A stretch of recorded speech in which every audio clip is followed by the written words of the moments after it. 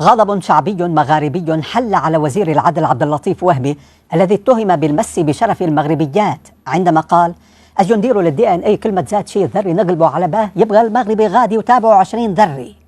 ما بعرف اذا قلتها صح، لكن المقصود بالفصحى لو لجأنا الى الحمض النووي يقول لوجدنا ان لكل مغربي 20 طفلا.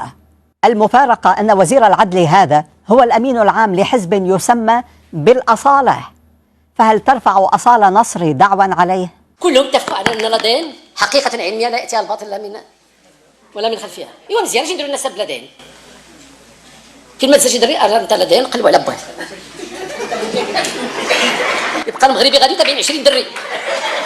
أنا ماني.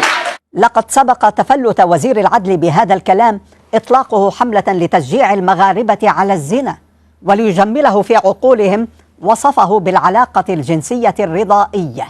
عدم تجريم العلاقات الرضائية في المجال الخاص، اتجهنا نحو إلغاء النص الذي يجرم العلاقات في الفضاء الخاص.